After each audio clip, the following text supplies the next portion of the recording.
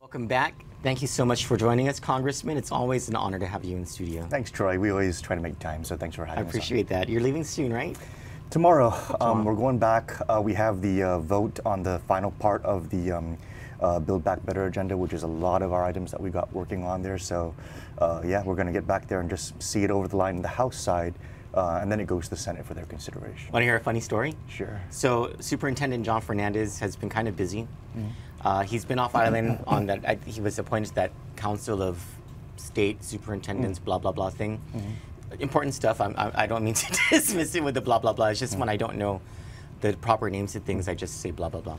Anyway, so I asked him. I was like, hey, you know, what do you do with this $150 million that the congressman is stowed away for you in this Build Back Better thing?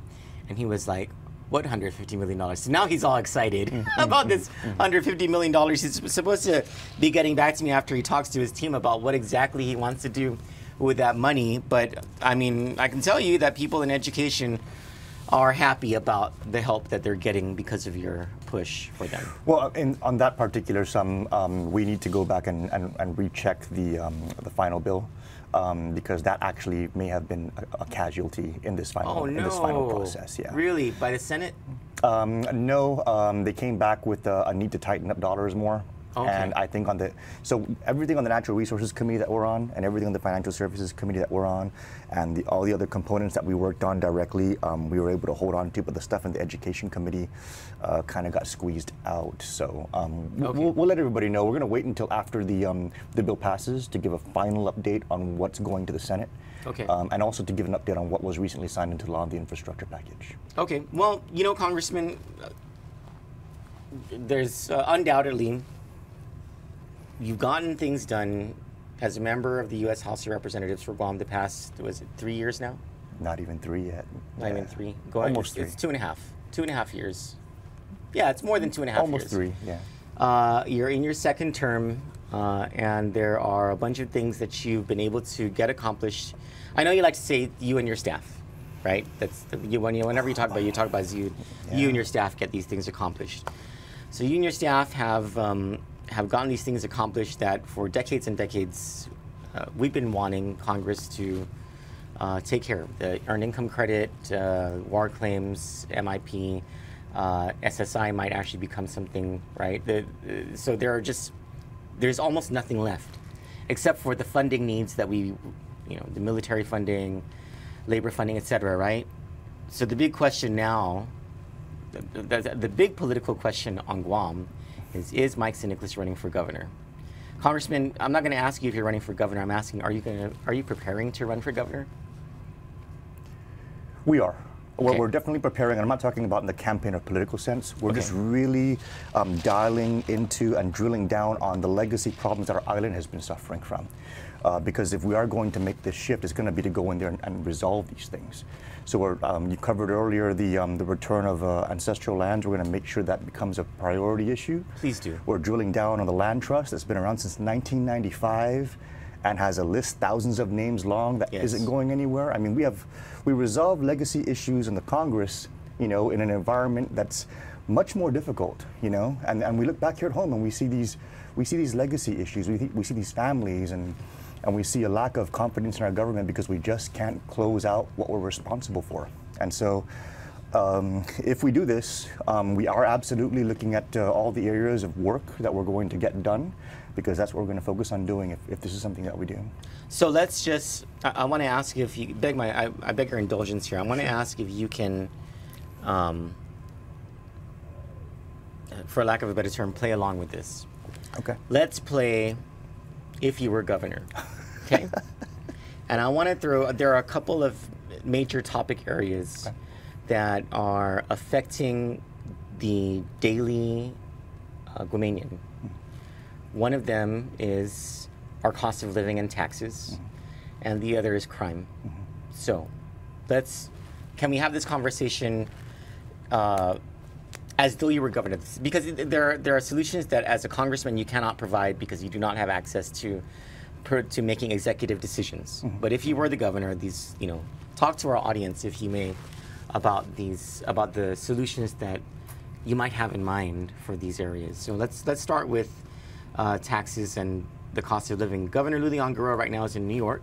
It's reported that she's there to get us a better bond rating. And I think we can both agree that that's always a good thing, a better bond rating.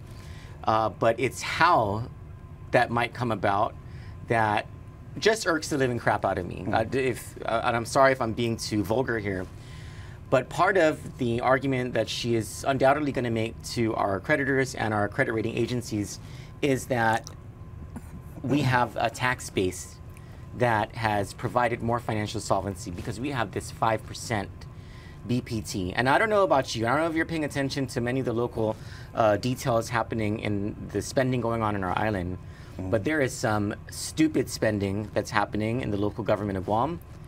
And that 5% that we are paying, that we have been burdened with, is what is fueling this ability for the administration to pay for these stupid things, including, you know, the federal funds that you've brought in that are paying for all kinds of stupid things.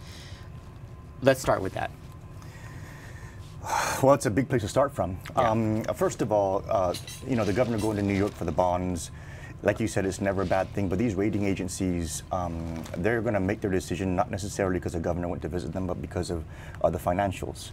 Yes. And so the financials is ultimately what's going to drive the credit rating, and the financials have been positively impacted by all the federal money that we brought in, the ability to keep the tax base rolling on pandemic unemployment assistance, and the economic activity that generated. And that economic activity translated, of course, into a business privilege tax that still remained elevated despite having no tourists. And with that, I believe it was reported that we had about a $60 million surplus. We're tracking about a $60 million surplus from the previous fiscal year. And when you factor, giant asterisk anomalies. Well, yeah. And when you factor that, though, against the 1% increase in BPT, it is about $60 million. And so the argument that many senators have been making to roll back the business privilege tax in order to reduce the prices throughout the, you know, the economy, all the groceries, everything else, and the argument that, oh, we can't reduce BPT because we need the revenues to keep the government operating. If we have a $60 million surplus and a 1% reduction in BPT is about $60 million, then we can do that. And that's something that we should seriously consider when we're talking about trying to impact the cost of living here. You reduce the tax burden on the businesses, they're able to reduce their prices for our consumers. Or hire more people, or give pay raises. People. I mean, it all comes back, you know. Taxation is only good if we're using the funds for a specific purpose that's going to benefit the community at large and deliver a return on investment greater than the cost that's being extracted by that tax. And, you know, when we have those kind of numbers and, you know, we have those, of course, improving our credit ratings, we also need to consider whether or not we can actually help the cost of living by reducing the tax burden. And that's absolutely something that can be done with those kind of surpluses. So if you were governor, you would take a look at reducing the tax burden? What I would focus on is when you grow the government, you know, right? I mean, you're just growing one part of the entire equation, and you're kind of neglecting the private sector. What we need to start doing every fiscal year, because every year our budgets just keep increasing. Yes. I mean, I remember pulling up a graphic showing a 10-year, $100 million budget increase, and that was all before all these surpluses in COVID-19. Yes. And so we need to get to a place where when we have increases in revenues, we immediately carve them out and we say, you know what, X amount is going to go to tax reduction. X amount is going to go to making sure that the government is going to continue to, you know, at least keep up with the technology and efficiencies that we need to have. And then X number should go down to paying down our debt. Okay. And so absolutely, I think that reducing the BPT with surpluses that are sustainable is good policy. But I think that we also need to look at using our dollars to bring down our debt burden and using our dollars to keep everything at a certain operational level, but also in line with right sizing and reorganization and getting everything to operate more efficiently. What about the cost of living, Congressman? Well, I mean, reducing the tax burden will ultimately translate into a lower cost of living. But there's multiple areas that we've made possible with these federal funds that are going to help alleviate that. The first is that we finally got access to billions of dollars in grant funding that's going to help us build up our affordable housing inventory. Thank you. Housing is the biggest expense that our people are having to pay on a monthly basis. And it's gotten to a point where people were not able to afford, you know, to build a house, then they got to not being able to afford to even buy a house, and now they're getting to a place where they can't even afford to rent a house.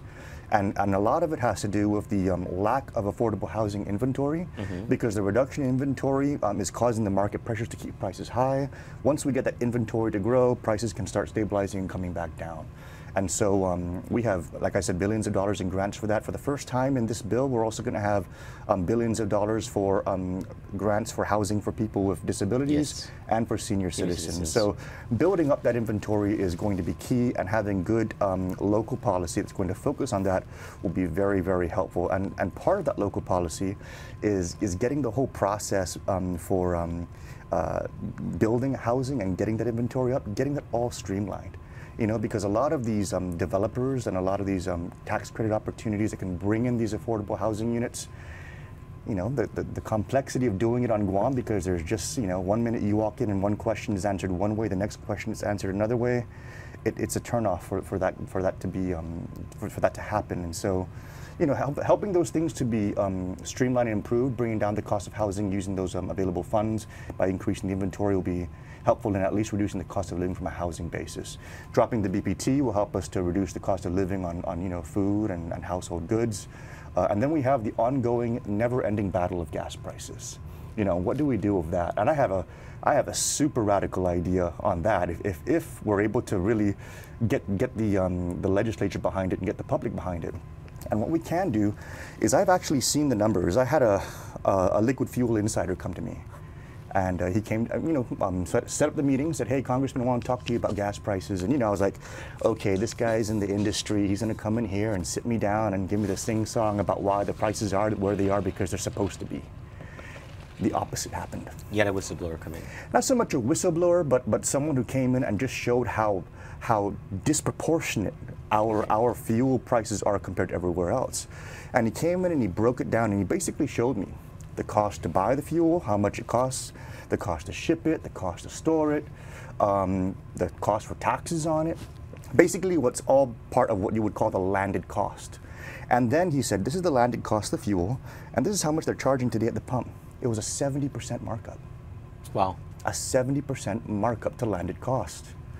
And so, you know, you sit back and you say, is that normal? And you know, in markets like ours, where it's kind of smaller and there's limited players able to control the fuel prices, it's normal because it's not so hard for them to coordinate. And I've spoken to the FTC about this, and it's kind of an issue where their hands are tied, because unless you can prove collusion, an intent, them talking to each other saying, you raise it, you lower it, you raise it. A conspiracy. Then there's a legal problem. But if they're just coordinating prices, you know, on their own, then on a legal basis, it's very difficult for you to make the case that there's some kind of illegal activity happening with the price action. But there are things we can do. You know, we can look at the U.S. markets, we can look at our neighboring markets, and we can say, what is a normal markup to landed cost?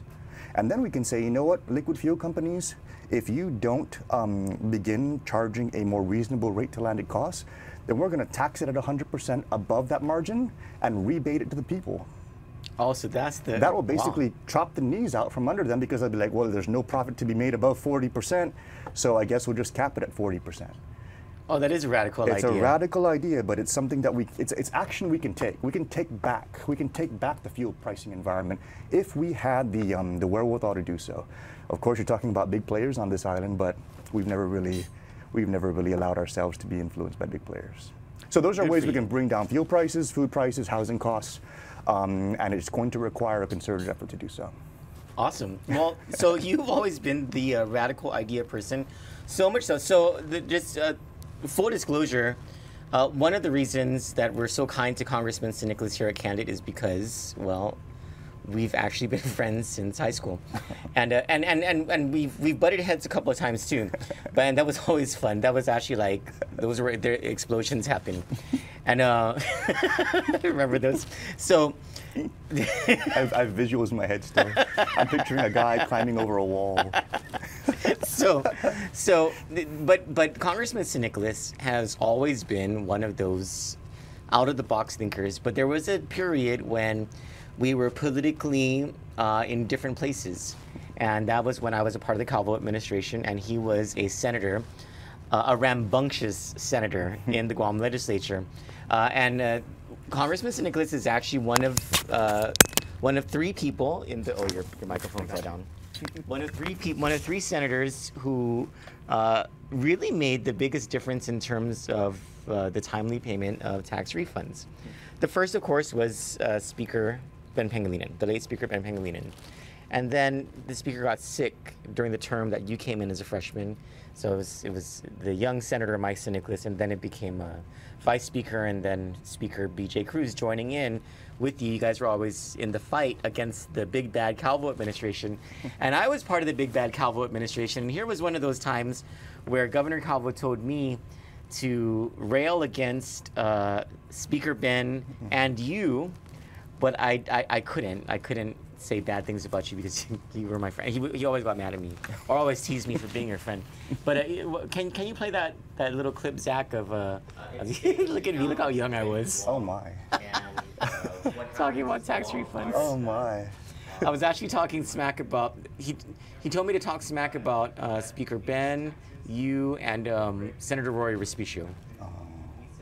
It was an attack, but I could not, I did not speak poorly of you. And it was like a 20-minute explanation to the press about tax refunds.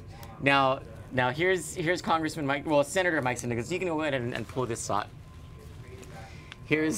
I found this earlier today when I was looking for this. Oh my. Here's Senator Mike San Nicolas trying to rein in big spending in the government of Guam. Oh my. Well, I aged so much in these few years.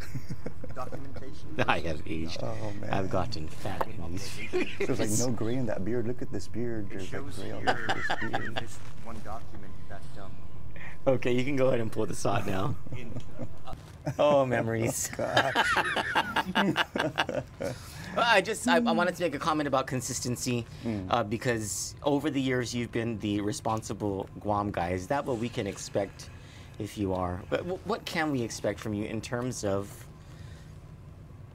and you've already talked about some of the things, right, in terms of our financial house, and really what is it that you can do to affect change in the economies of families if you were the governor? Economies of families in terms of, I mean, we spoke about reducing the cost of living already. Some pretty dramatic things. Raising us up in. Oh well, you know, getting us to rise up as a community is going to require us to first begin marshaling our resources as a community and getting results out of those resources versus what we've been doing for so many years. Okay. Like I mentioned, during my tenure in the legislature, I was amazed at how the budget of the government of Guam went up $100 million over 10 years. And that was like I sat back and I would ask people, do you feel like, our daily lives are $100 million better? Are our services $100 million better? I remember that. Remember that? It used to irritate us over communications. Like, gosh, Mike. But it's true. And so, what we need to do is we need to look at all these resources that we have and all the resources that are going to come in eventually and make sure that they have tangible improvements in people's lives.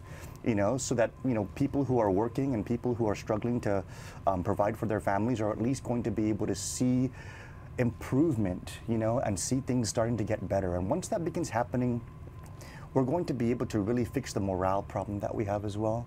And that, I think, is a very key part of the quality of life conversation that we don't really talk about, We don't really talk about how tired mom and dad is when they come home after working 2 or 3 jobs.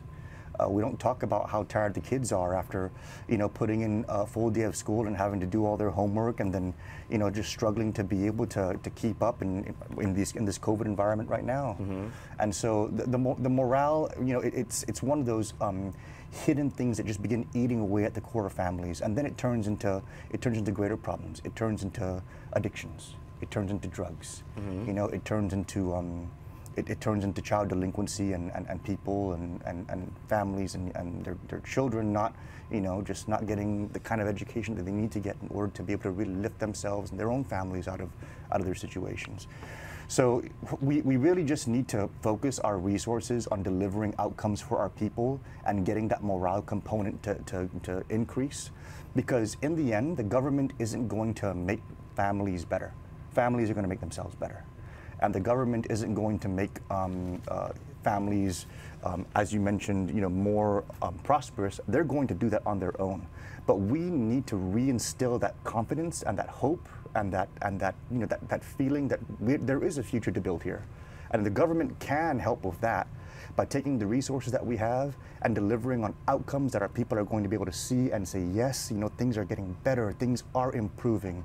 The sidewalk is being water blasted, and the road markings and the islands are actually painted, and you can see it. And those small things that show tangible improvements are just going to keep building up that confidence. And once you strengthen our people and their morale, there's nothing that can stop them. And they proved that. I said this in my speech, in my congressional address.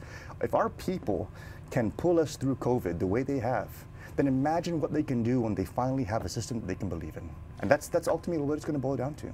Right now, the people, I would dare to say, do not believe that their government can properly or appropriately protect them in their homes, in their businesses, and everywhere in between. There's a crime problem. Let's talk about the problem first. Here at Kandit, the majority of the stories you put out really are just a cut and paste of the magistrate's reports, and we don't even put all of them out. We only put out the ones that deal with violent crime. So if you're looking at all the news stories, the crime news stories on Kandit, you're seeing so many of these violent crimes, consider that we're not even putting in the magistrate's reports the crimes that deal with thefts and with drugs. So there's a crime problem. The violent crime problem is increasing. The police force has dwindled below 300 for the first time since before the Gutierrez administration. Actually, way before the Gutierrez administration. It has dwindled below 300. So no 270 police officers, uniformed officers on the beat.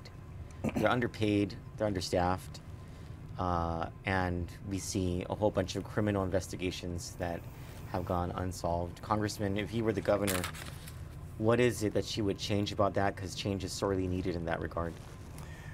Well, you mentioned earlier about my consistency. And one of the things that I've really held firm, and one of the reasons why I feel like the public has come to trust what we say is because we've been consistent in delivering on what we say. And the unfortunate thing, and I really feel for our police department, I really feel for our public safety personnel, our law enforcement, because everyone has always said, elected officials, every campaign, we're going to prioritize public safety, and it just never happens. It never happens, and I've seen it not happen.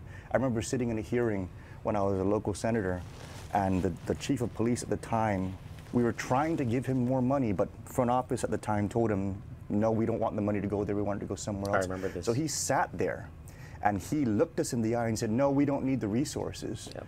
And it got to a point where there was his number two. His number two was sitting right next to him. Colonel Sayama. Colonel Maurice Sayama. I'm not trying to put anybody under any old spotlights, but his number two was sitting right next to him, and he did not look happy. Yep. And I called it out in the hearing, and I said, sir, you are classified in that position, and you're classified for a reason. That's because you're supposed to represent the department free of the political influence. You don't look happy in this hearing. Can you share your sentiments? And that gentleman, it gives me goosebumps to this day, because he spoke up. And he spoke up about what the department needed. And it was contrary to what the chief was saying. And in the end, the politics still won, but there was a man who was willing to speak up and try and make the right thing happen. He resigned shortly after that. He was ostracized because he dared to speak the truth. That's not an infrequent thing in the politics of the past. Yep.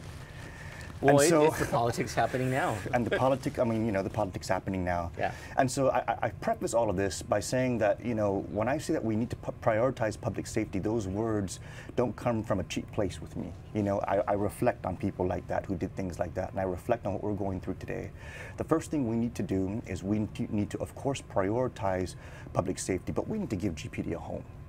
They're scattered all over the place. They have departments in different buildings, and when we want a unified, cohesive public safety response to something like a drug problem or a crime problem, how can we say that that's how we want things to respond when that operation required to respond like that is so scattered?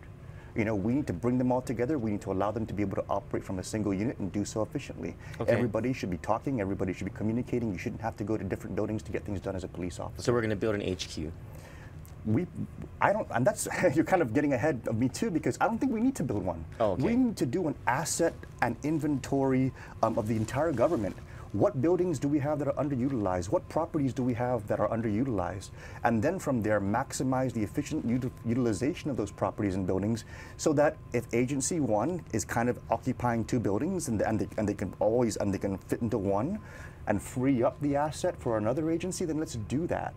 You know, because there are certain areas in this government that are grossly underutilized, and if we maximize utilization, we can begin finding homes for places and people like our police officers. You know how much money we waste renting at the ITC building and renting at a bunch of different places that, anyway. No, I mean, yes. And it's not just a rent issue in terms of cost, but then it's an efficiency issue because it's a space issue too. Everything. Everyone has to have their own gigantic office, and nobody can share a space for some odd reason. anyway, sorry. And so, you know, we got to give them a home, and when we do that, of course, we're going to boost up the morale of the officers who are already just grinding it out, trying to do what they can. Once you begin prioritizing their work environment and their work experience, we're going to have a better job recruiting and retaining police officers. You know, managers say all the time, and you hear all these studies all the time, compensation isn't why people leave. It's because they feel like they're undervalued in the workplace. And so when our police officers are struggling to have resources, and when they don't have a home, of course their morale isn't going to be where it would be if they did have those things. We need to beef up their fighting spirit, because they're already giving everything they got and they're tapped. Once we do that, we also need to look at how we're going to begin properly recognizing the police pay scales for what they should be. You know, police officer 1 is grossly underpaid, and there's people grossly underpaid. I remember seeing that one officer that we were, you know, blasting all over the media, who did such a fantastic job, and he's just doing that because he wants to serve, and yet the compensation is nowhere near what it's supposed to be for somebody in that kind of position. So those kind of things need to be seriously revisited, and we need to make sure that we make those proper investments. Once we do that, on the retention side, because it's a lot harder to bring in a new officer, it's a lot harder to bring in a new officer when you lose one. You know, it's cheaper and it's more efficient to keep what you have. Yep. You know, so let's keep what we have. Let's clean up what we got operating in there. And then let's also, once we do that, go out and keep getting more. You know, we obviously just need more cops. We need more police officers. And here's why, and I know that I kind of digressed, but here's why, Troy, it's actually so much scarier than I think the people realize. You know, you're putting out the crime situation. Okay. You're putting out all these stories, and I see them every day, and I'm just like, oh my God, this is kind of overwhelming. You even told me so. I told you so. You said, why are you guys doing all these crime stories? I'm like, Congressman, that's what's coming. That's what's happening. Yeah. Anyway, sorry. No, I'm really, and so I look at that, and I'm like, okay, this is bad. And so when I was here just on this trip, I began circling with my federal agencies, and I began meeting with some local resources, and I said, hey, you know, what do we need to do to get a handle on this drug problem? So we're working on some things that we can begin putting together, but the information that they told me actually makes me even more afraid of what's going to happen eventually versus what's even happening now. Are you talking about the heroin problem? No, it's not so much a new drug, Troy. What's happening is that, for example, the price of crystal meth on the street went from $1,000 a gram to $95 a gram. And so what happens when prices come down is that the product is obviously more readily available, which means we have more addicts, and they're able to feed their addiction at a lower price point. When we begin choking off the supply of drugs because we're actually going to go in there and tamp down on that, the supply is going to dwindle, the price is going to increase. And the crime problem will go up. Yes, these addicts are going to not be able to afford their next fix. Yes. And so they're going to have to go out and rob and steal. And so what's going to happen is, even if when we begin choking off the drug supply, the crime is going to increase, which means that GPD is going to get even more inundated. Yep. So if we think crime is bad now, it's going to get worse before it gets better. And so failing to realize that and to properly inject the resources into our police department that they so desperately need and have needed for years is going to see our community suffer far more than it is currently. There is now, of course, and I've always felt this same way, that crime is a direct result of education or a lack thereof. So first, Gina Marie Tenorio Call says, you hit the nail on the head, Congressman. Family life is falling apart and stressors are part of the unrealistic expectations based on the lack of resources. This was harkening back to the discussion on family. So what she asked at the beginning of our discussion about crime, she asked, what about prioritizing GDOE? It is always just talk to get the votes, but schools, teachers, students are always forgotten. And I think a case can be made that those two issues are just completely interrelated. Absolutely. And we have some radical ideas for that as well. Okay. You know, one of the things that we need to really do, seriously do, and you know, everyone talks about it, we need to seriously do it. We need to look at our agencies, we need to look at the divisions in our agencies, we need to look at the positions in our agencies, and we need to see what really is generating the best return on investment for that dollar and that position, and whether or not that dollar and that position can be better utilized elsewhere. And so, you know, there's always been talk about shrinking the government, and there's always been talk about reorganizing. When we identify those areas where they have a lower return on investment than perhaps if they had been a teacher, or if they had been a TA, or if they had been a school aide, we need to come to terms with that. And then what we need to do is we need to reclassify and reorganize those positions into the schools, you know? And so it doesn't mean that people are going to lose their jobs or get their pay cut, but I would rather have somebody like a $161,000 PIO. Crazy. But I would rather have that $161,000 PIO as a school aide, at least filling that school aide gap, or as a TA filling the classroom gap, or even as a limited term teacher filling the teaching gap, you know, than having that money being spent on somebody writing press releases for an agency. Those are the kind of serious things we need to look at, and if it means reclassifying those positions and pumping those positions into the schools, that's how we're going to get the staffing up to where it needs to be. Get a TA into every classroom. You know, get school aides out there to help supervise the kids. Get our counselors to have support so that they're not seeing students on such a limited basis, but they're able to do so on a more regular basis because someone's going to be assisting with the paperwork.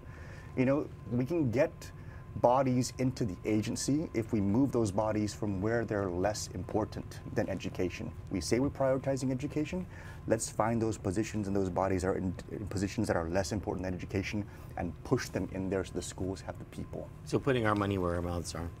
Just getting it to where it's going to be, you know, where it's needed most. A teacher and an old Smile campaign associate and friend from SGA days, Sanjay Sharma, says, hi Sanjay, hi Winnie, says about $18 million being spent on rent per year. Talk about wasted resources. Is it 18 million?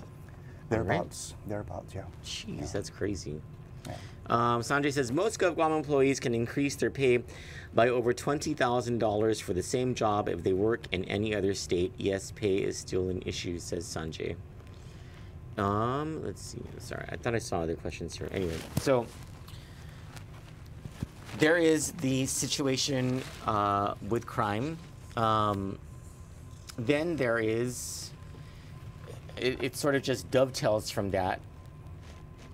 I think people have been, and when I say people, I mean Kandit and our viewers, and I'm sure other people as well, have been less than satisfied with the job GPD has done in updating the public or informing the public or at least being a little more transparent with things. And transparency has become an issue.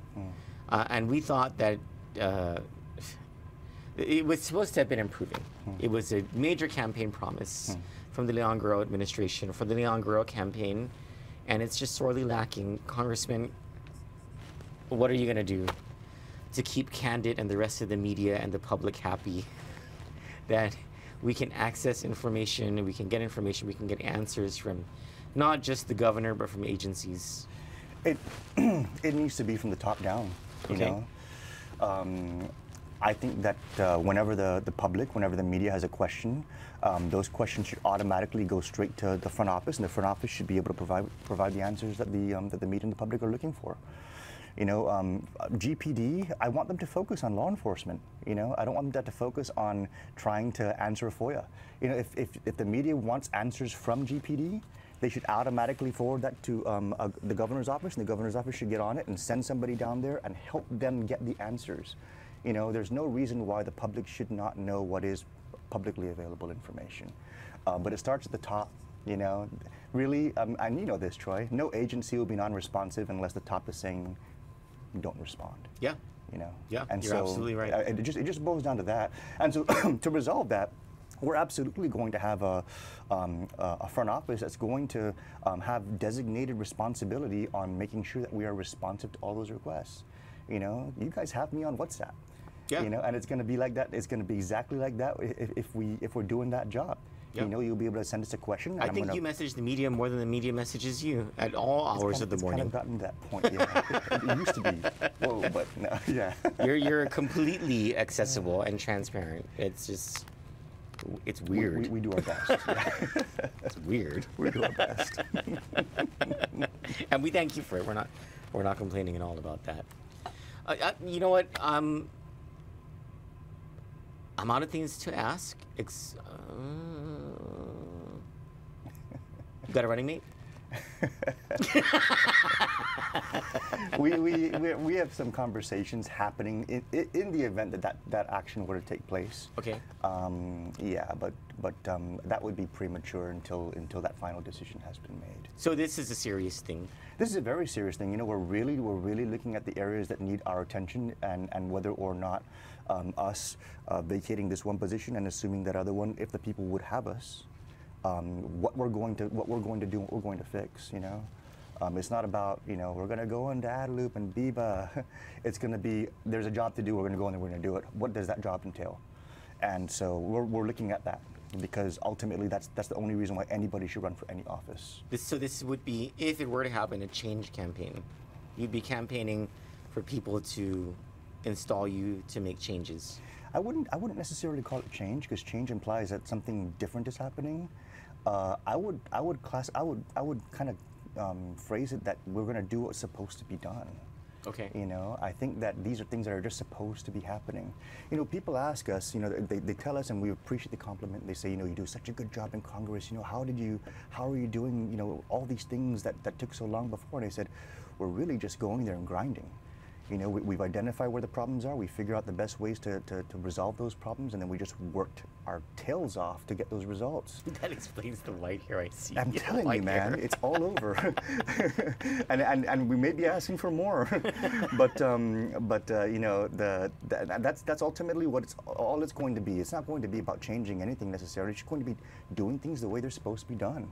And when we say what we're going to do, delivering on what we say, and that's ultimately what public service really is all about in a very basic sense. And that's all we really do. We just focus on the basics. Would you run as a Democrat? My grandfather was a Democrat, and I carry his name in my name. I love him so much. He left us a couple years ago. But I honor his memory by running under this party. Okay, so you would be running as a Democrat if you were to run, and so you would be challenging Governor Lulian Guerrero in the primary election. I wouldn't be worried about challenging her in a primary election. No. Someone once told me, someone came up to me and said, you need to think about that because no governor has ever lost in their primary election as an incumbent. And I said, we don't worry about those stats. Yeah. If the people want it, they'll be the ones to do it. And if they don't, then that's their choice too, and we'll be okay with that. And register and vote, ladies and gentlemen. Register to vote at the Guam Election Commission. I think the phone number is 671-477-9711, if I'm not mistaken. Congressman San Nicolas, thank you so much for joining us tonight. Do you want to look into this camera, your close-up camera, and give your message to the people of Guam before we log off? Is that this camera here? I think it's this one right here. I'm gonna. No, this one. Yeah. I just want to thank you for always doing what you do. There's just a lot of frustrations out there, a lot of uncertainty, and in the end, you all are the ones that are holding your families together, holding your communities together, and trying to just really get back to as much of a sense of normalcy as possible. And I know that it's not easy. We've been working so hard to try and get the resources that we can to help make things easier and help us to get this recovery along faster. But we can only do so much in this capacity. We're hoping that all this talk, and there's a lot of political talk tonight, but all this talk ultimately would just result in things getting done. If they get done, my goodness, we can just stay put. But if they're not getting done, and you're continuing to struggle and your families and everything else continues to just, the fabric continues to just be pulled thinner and thinner, we can't stand for that either. And so we're going to continue to pray on this, and we're going to continue to work on evaluating what needs to happen. And I just want to thank you for always honoring us with the privilege to do this work and to serve you. It's the honor of a lifetime, so thank you. So Congressman, thank you so much for those words. When you're governor, maybe Kandit can finally shift its focus to the arts and the humanities, where we really want to be, a closer conversation to a better society here on Guam. But until then, I suppose we'll be reporting about crime and politics. But for Kandit News, thank you so much for joining us. Thank you so much, Congressman, thank you too, for joining us tonight. On behalf of all of us here at Kandit, good night and have a great upcoming week.